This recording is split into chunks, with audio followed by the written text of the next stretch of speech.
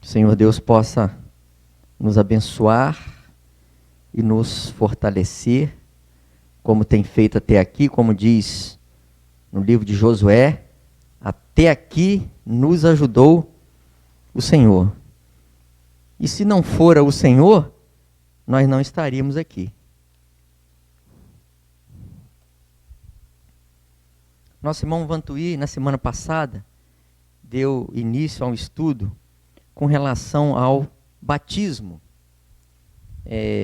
Visto o interesse da Raíssa dar esse passo na sua vida cristã, então, para um esclarecimento maior, nosso irmão começou um estudo a respeito do batismo.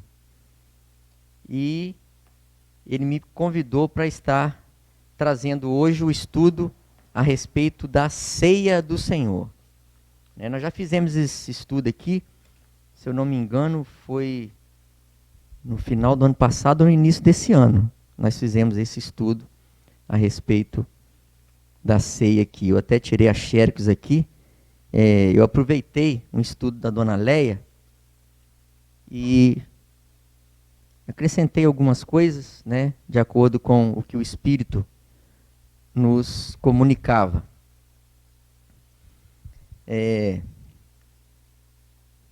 Nosso irmão Vantuí já expressou bem aqui na semana passada a respeito de para quem é o batismo. O batismo, ele é para quem creu em Cristo Jesus. Para quem já recebeu o Senhor Jesus Cristo como seu Salvador.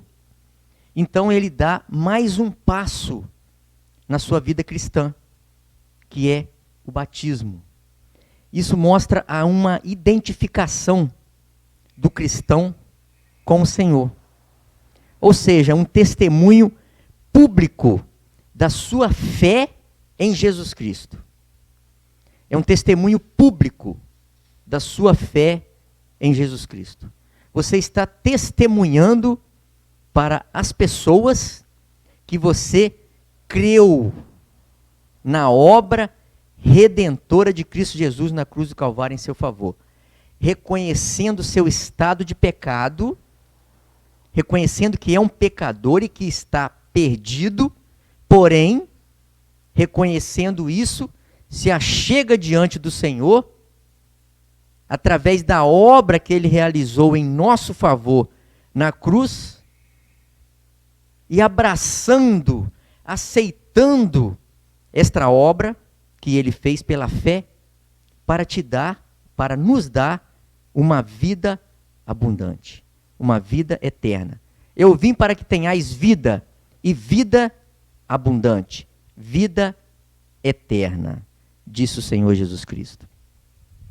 E após o batismo, nós damos mais um passo na nossa carreira cristã, na nossa vida cristã. E esse passo é a ceia do Senhor. É participarmos da ceia do Senhor. E a ordenação de nós celebrarmos a Santa Ceia é um dos poucos mandamentos do Senhor e o mais importante. É um dos poucos mandamentos que o Senhor Jesus deixou para nós. E como nós dissemos no estudo passado, em obediência a Ele, nós devemos dar os passos na nossa vida cristã. O texto que o Vantuí leu a respeito, quando o Senhor comissiona os discípulos, os apóstolos, dizendo: ide por todo o mundo, pregai o evangelho, ensinando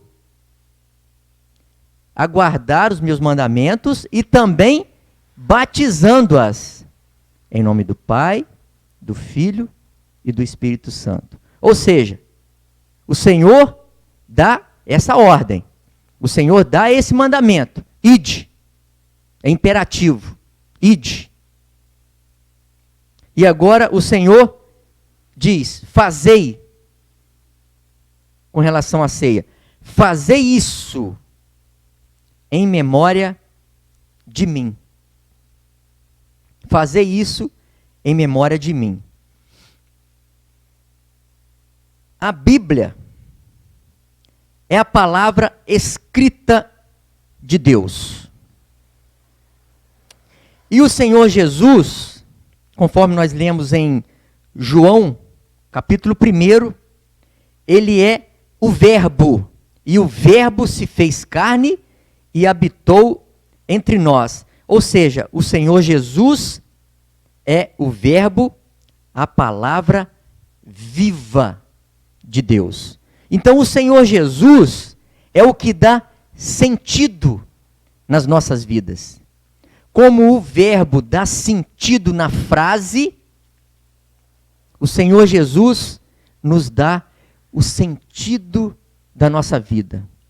Ele é o sentido para nós vivermos aqui. Por que eu estou aqui? Por que eu nasci? Por que eu estou aqui neste mundo? Qual é a minha finalidade aqui nesse mundo? É simplesmente nascer, crescer, comer, brincar, se divertir, trabalhar? Será que a nossa vida é só isso? O Senhor nos criou só para isso? Não. O Senhor nos criou para adorá-lo e para viver eternamente com Ele.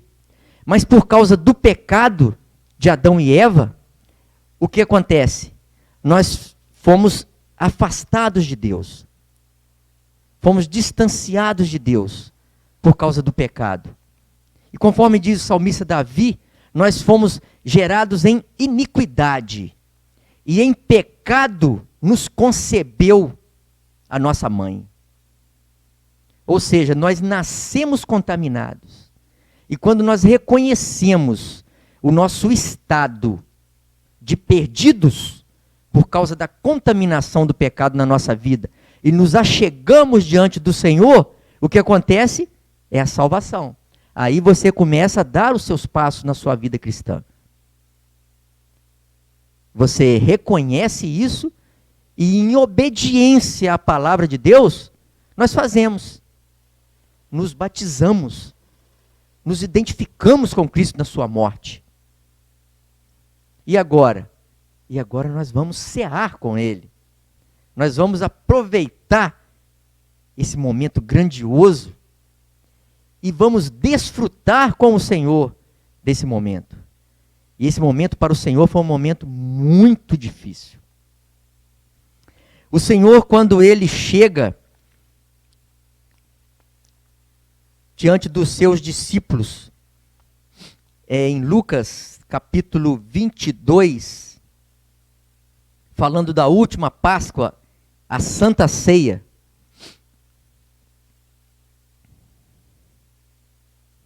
A partir do versículo 17 até o versículo 20, o Senhor chega junto com os seus discípulos e ele fala que ele tinha desejado muito comer aquela última Páscoa com os discípulos.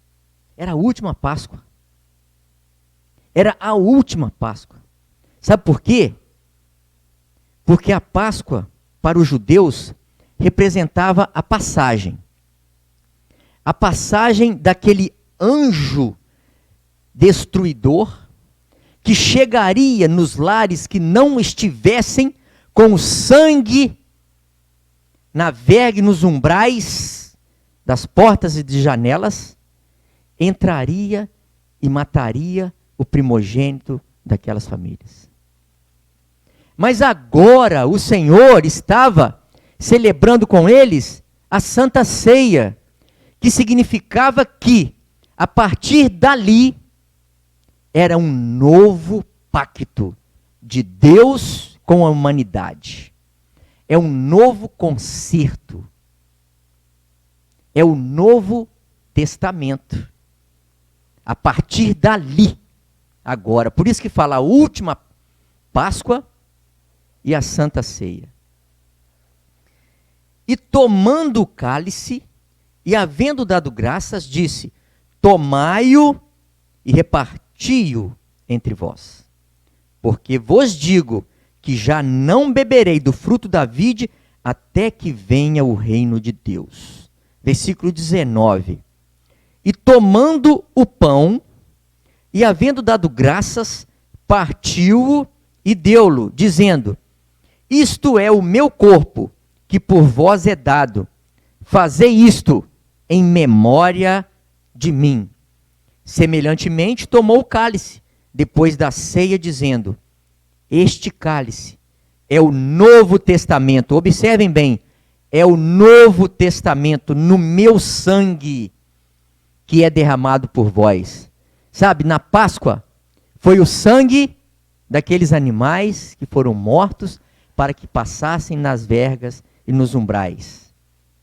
Mas agora, é o meu sangue, o sangue de Cristo, é o sangue do Novo Testamento, é o sangue da nova aliança que o Senhor instituiu. Então, fazei isso em memória de mim. Os sofrimentos do Senhor foram coisas tremendas pelas quais o Senhor Jesus Cristo passou. E quando nós estamos aqui na ceia do Senhor, nós estamos exatamente lembrando da morte do Senhor Jesus Cristo na cruz do Calvário em nosso favor.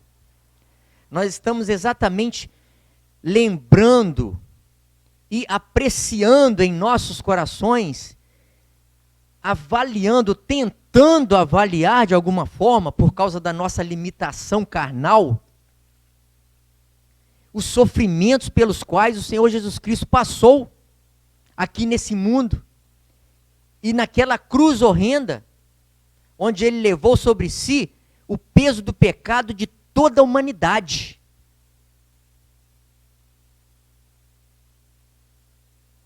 Então, quando nós estamos aqui na Santa Ceia, na ceia do Senhor, nós procuramos avaliar isso. O quanto o Senhor Jesus Cristo sofreu. Porque o Senhor Jesus Cristo é a segunda pessoa da Trindade. Deus Pai, Deus Filho, Deus Espírito Santo. Nessa hierarquia de Deus, o Senhor Jesus Cristo, o Filho unigênito de Deus, o que ele faz? Ele deixa a glória celestial. Olha só que amor, hein? Ele deixa tudo que ele tinha com o Pai, a sua glória com o Pai, e faz o quê? Toma a forma humana, e ele sendo achado na nossa forma, na forma de homem, ele se humilha. E ele se humilha até a morte. E morte de cruz. Por isso que fala, o Senhor Jesus não teve por usurpação ser igual a Deus. Mas ele aniquilou-se a si mesmo. Ele esvaziou-se de todas as suas prerrogativas de Deus. Jesus Cristo era Deus, homem. Ele esvazia-se de todas as suas prerrogativas de Deus. E ele agora, achado na forma humana, ele se humilha até a morte. O Senhor Jesus foi humilhado de todas as formas. Primeiro, aquele julgamento pelo qual o Senhor Jesus passou, foi um julgamento totalmente injusto. Porque ele nenhum mal fez. Lembram-se daqueles dois salteadores, um à direita e um à sua esquerda, e o Senhor Jesus estava na cruz central? Um daqueles ladrões, ele reconhece, enquanto o seu companheiro zombava do Senhor, ele chega para o seu companheiro e faz assim: olha, tu nem ainda temes a Deus, estando nós na mesma condenação que ele? Agora, olha que reconhecimento. Por que ele fala isso? Tu nem ainda temes a Deus, estando nós na mesma condenação que ele. Ele quem? Ele, Deus. Ele reconheceu que ali estava o Filho de Deus sendo crucificado. E ele fala assim: ó, nós, pelos nossos feitos, nós merecemos. Mas este nenhum mal fez. Muito pelo contrário. Ele estava vindo para nos salvar. Nenhum mal fez. Nós merecemos estar aqui. E que o que todo ser humano que vem a este mundo merece é uma condenação por causa do pecado, por causa da contaminação do pecado. Mas este nenhum mal fez. Senhor, lembra-te de mim, Senhor, quando entrar no teu reino. Hoje mesmo estarás comigo no paraíso. Que maravilhosa bênção, hein?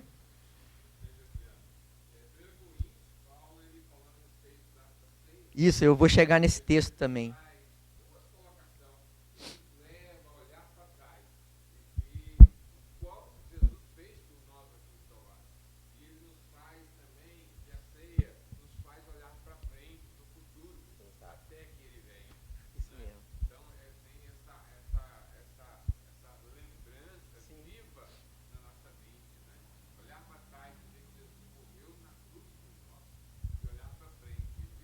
É, 1 Coríntios capítulo 11, a partir do versículo 23, nós vamos estar lendo também, mas para a gente continuar nas nossas considerações, então esse sofrimento do Senhor é esse aí que você está falando, é o olhar para trás, é olhar os sofrimentos, né? Porque quando a gente está participando da ceia aqui, nós estamos anunciando, é o que está escrito aqui, nós vamos ler ainda em 1 Coríntios, nós vamos ler ainda a morte do Senhor até que ele venha. Então, olhando para trás, a morte do Senhor, até que ele venha, olhando para frente, que ele vem para nos arrebatar, né?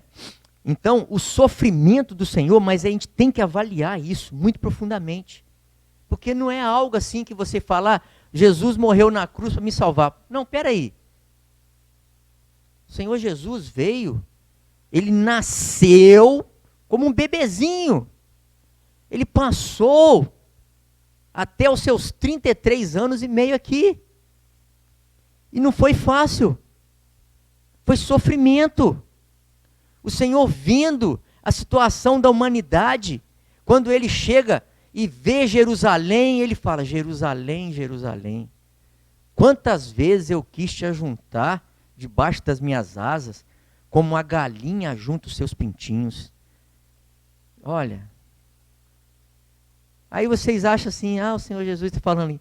Gente, o Senhor Jesus estava ali, chorando ali sobre Jerusalém, sobre as pessoas, sabe? O Senhor Jesus estava sofrendo por ver a situação da humanidade.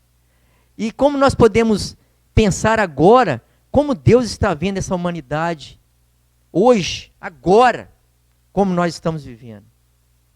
Pessoas totalmente afastadas de Deus, cada um, conforme diz o profeta Ageu, vocês buscam as suas próprias casas aí, as suas casas estucadas, vocês habitam aí, e a minha casa há de ficar deserta?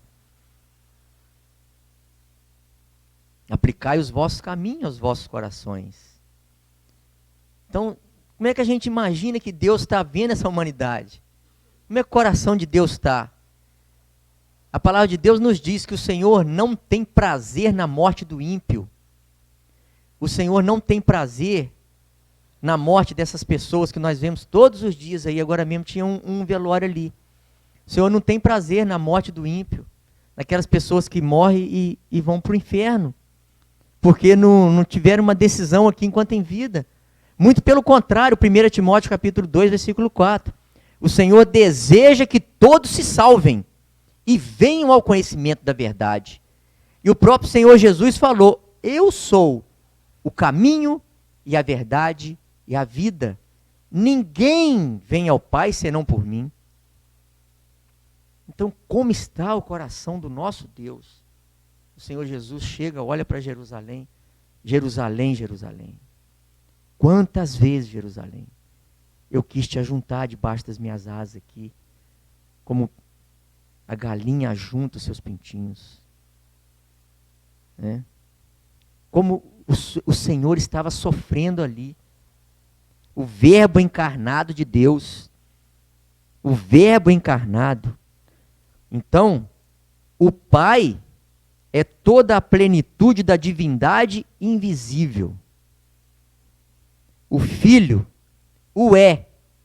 a plenitude da divindade manifestada. E o Verbo se fez carne e habitou entre nós.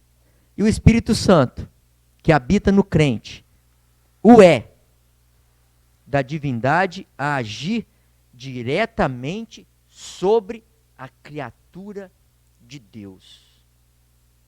Porque sabe quem convence o homem do pecado, da justiça e do juízo que há de vir sobre esse mundo? É o Espírito Santo. Não é o Vantuí, não é o Jorge, não é o Etiel, não sou eu, não é o Isaac, não é nenhum de nós. Nós somos meros instrumentos na mão de Deus. Nós somos totalmente dependentes do Senhor.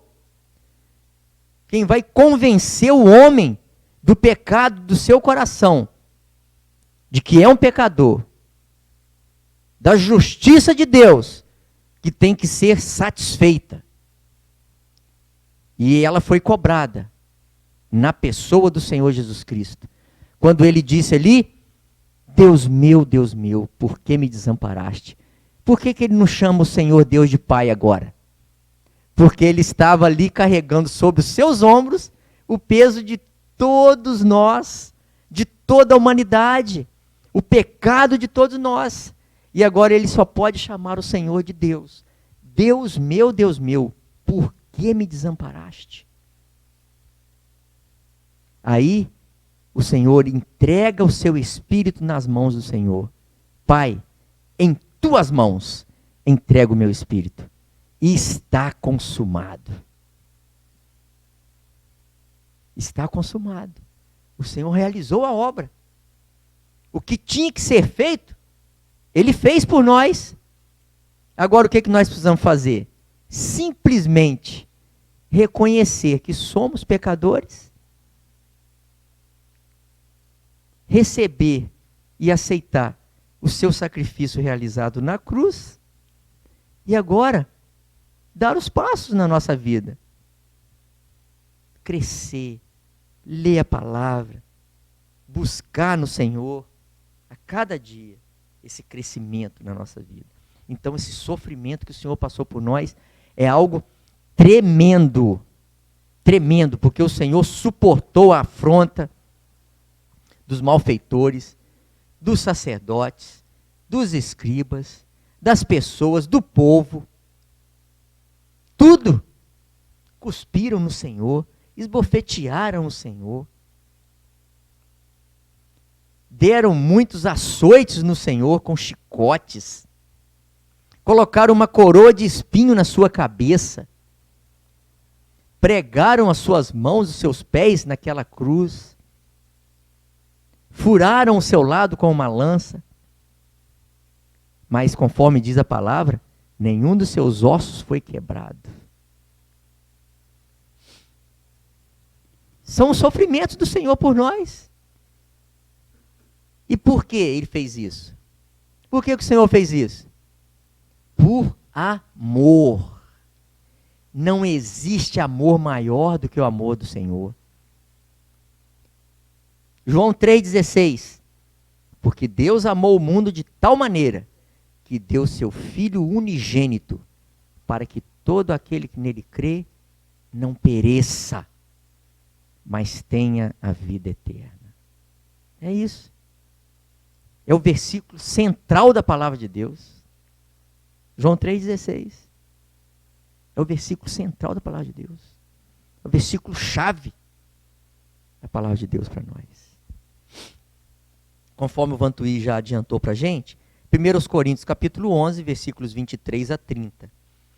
Porque eu recebi do Senhor o que também vos ensinei, passando para os coríntios, que o Senhor Jesus, na noite em que foi traído, tomou o pão e, tendo dado graças, o partiu e disse: tomai, comei, isto é o meu corpo que é partido por vós. Fazei isto em memória de mim. Outra vez aqui, em memória de mim. Semelhantemente, também, depois de cear, tomou o cálice, dizendo: Este cálice é o Novo Testamento no meu sangue. Observem bem, gente. É o Novo Testamento. Por que fala lá a última Páscoa? E agora institui a ceia. É o Novo Testamento no meu sangue. Fazei isto todas as vezes que bebedes em memória de mim. Porque todas as vezes que comedes este pão e bebedes este cálice, anunciais a morte do Senhor até que venha. Nós não queremos entrar nessa parte para frente aqui, por causa do nosso tempo também, nós queremos falar mais alguma coisa aqui.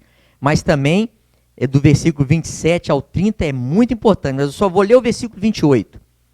Examine-se, pois o homem a si mesmo, e assim, coma deste pão e beba deste cálice. Pede para nós nos examinarmos. Quando formos participar da ceia do Senhor. Porque a nossa vida cristã é um processo. E nós dependemos da santificação em nossas vidas. E essa santificação, ela é um caminhar diário na presença de Deus. É um caminhar diário. É toda hora, todo dia. Porque nós somos tentados a cada momento em nossas vidas. Nós somos tentados.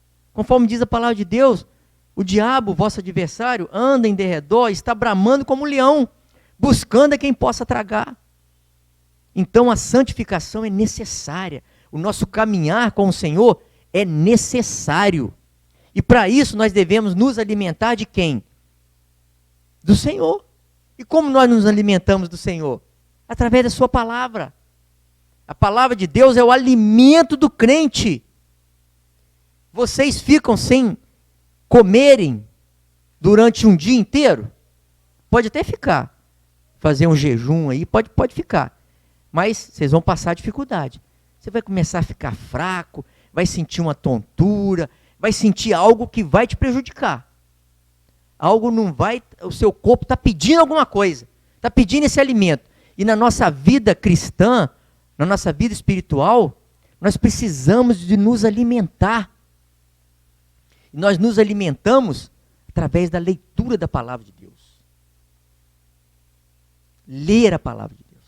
Buscar crescer, como você disse no estudo passado, na graça e no conhecimento de nosso Senhor e Salvador Jesus Cristo.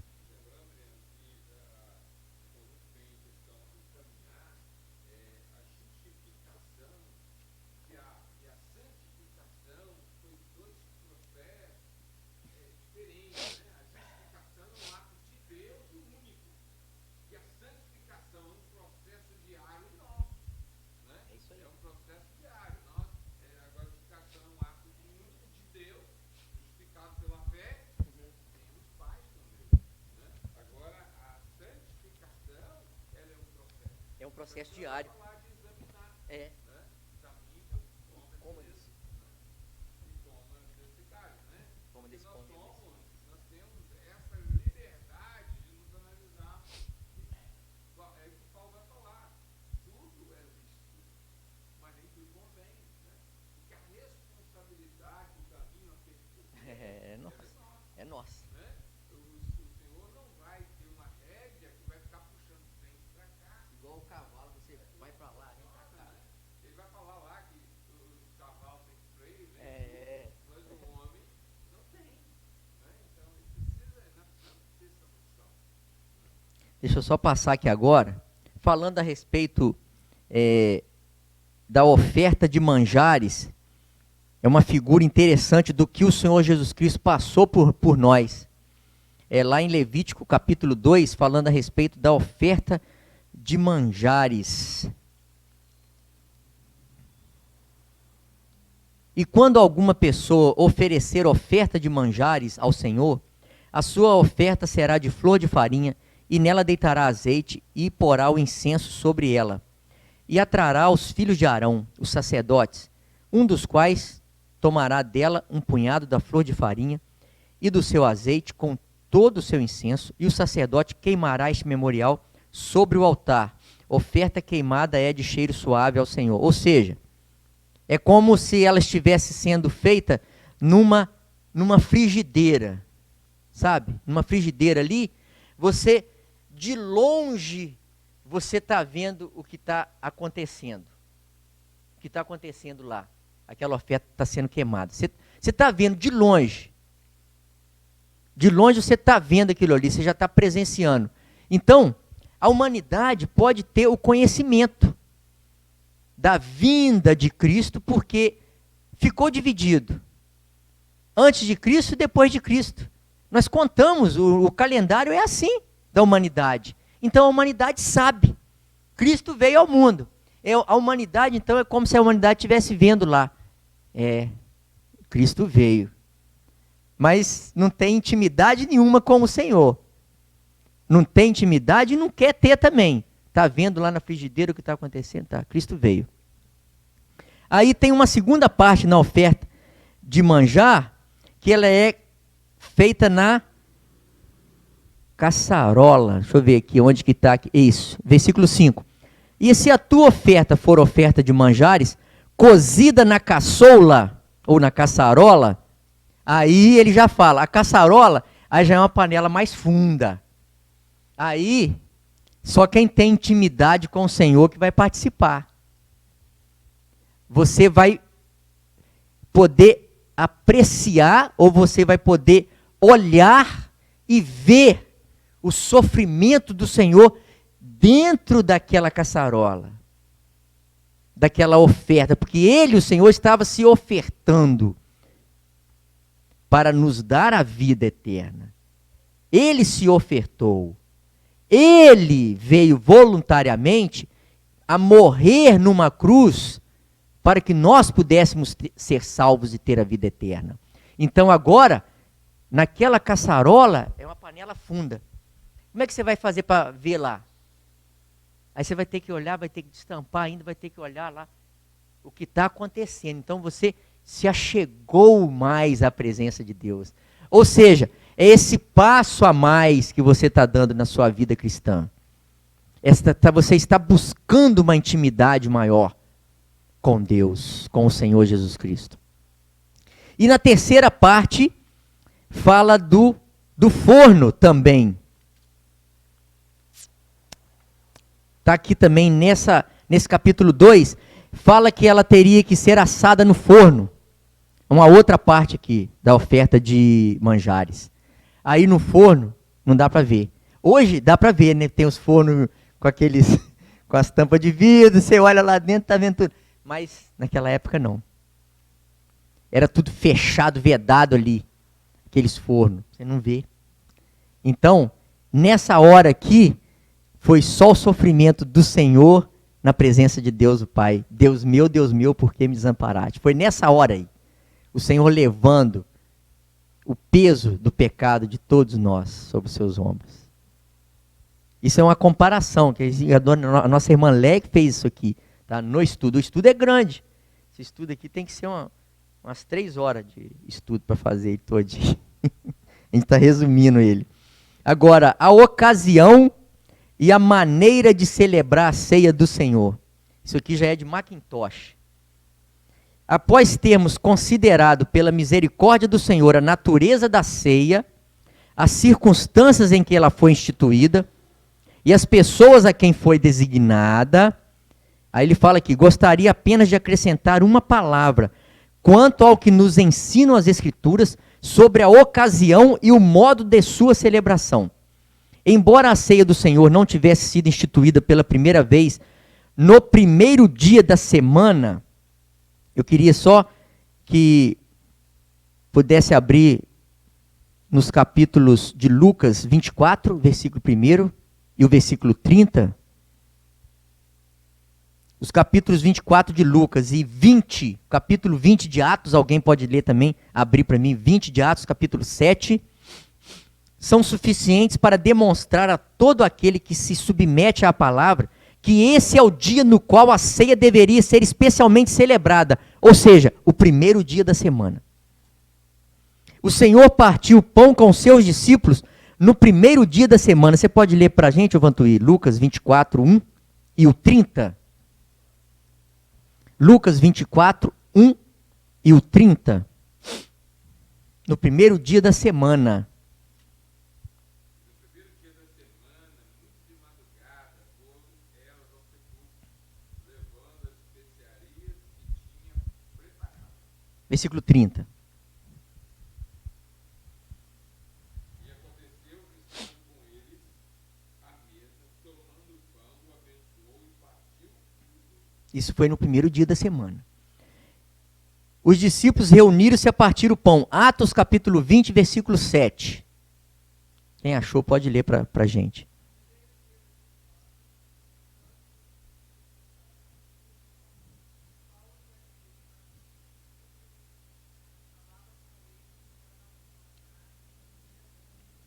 Então estas passagens são mais que suficientes para provar que não era uma vez por mês. Nem uma vez em cada 3 meses ou uma vez em cada 6 meses. Que os discípulos deveriam reunir-se para partir o pão mais uma vez por semana. Pelo menos, né? Porque, pelo que a nossa irmã leu, no outro dia Paulo ia partir. Não é isso? É isso aí mesmo. Né? Paulo que havia de partir no dia seguinte. Não é isso? Então é isso aí. Ele alargou o seu discurso, né? Então, pelo menos uma vez por semana. E essa no primeiro dia da semana. Então, não temos qualquer dificuldade em ver que há uma característica moral apropriada no primeiro dia da semana para a celebração da ceia do Senhor. Por quê? É o dia da ressurreição. O dia da igreja. Em contraste com o 7º dia, lá atrás, que era o dia do descanso, que o Senhor pediu para guardar o sábado, que era o dia de Israel. Por quê? Velho Testamento, Novo Testamento, Pacto Antigo, agora o Novo Pacto, Novo Concerto, a Nova Aliança. Entenderam? Então, o cálice da Páscoa é então instituído em uma outra ordenança. Por isso que ele fala, beber o fruto da vide, até que venha o reino de Deus. Por isso que ele fala. E então, instituindo uma outra ordenança, também, no dia em que esta ordenança deveria ser celebrada, observamos o mesmo contraste entre as coisas celestiais e terrenas. É no poder da ressurreição que podemos anunciar apropriadamente a morte do Senhor. É o que ele falou aqui em 1 Coríntios. Anunciais a morte do Senhor até que venha. Porque o Senhor ressuscitou ao 3º dia. Então é no poder dessa ressurreição e seguindo e dando ouvidos à sua promessa de que ele vai voltar para nos arrebatar, é que nós fazemos isso. Em obediência à sua palavra. Em obediência à sua palavra. Eu creio que o nosso tempo já está encerrado, mas a apreciação que nós devemos ter da Santa Ceia do Senhor é algo que deve brotar de dentro de nós. É algo que deve vir de dentro do nosso coração. Algo que deve brotar dentro de nós e que nós possamos exteriorizar isso. Para que as pessoas possam sentir e ver que verdadeiramente nós estamos celebrando a Santa Ceia aqui, em obediência à palavra de Deus, em reconhecimento de que o Senhor Jesus Cristo veio a este mundo, morreu numa cruz, ressuscitou ao 3º dia e nos deu a ordem de celebrarmos essa ceia e que ele vai voltar para nos arrebatar. Para onde ele estiver, nós também possamos estar. Então que o Senhor possa nos abençoar e possa completar em nossos corações aquilo que a nossa limitação não pode atingir, porque é o Espírito Santo que vai falar aos nossos corações. Então que possamos estar com os nossos corações bem receptivos, que possamos nos aprofundar cada dia mais na palavra de Deus, sabe? Lendo a palavra de Deus, buscando, que o Senhor nos mostra. Se nós buscarmos o Senhor, Ele vai falar conosco. Ele vai falar conosco. Ele vai nos orientar. Então que o Senhor possa nos abençoar nesta noite,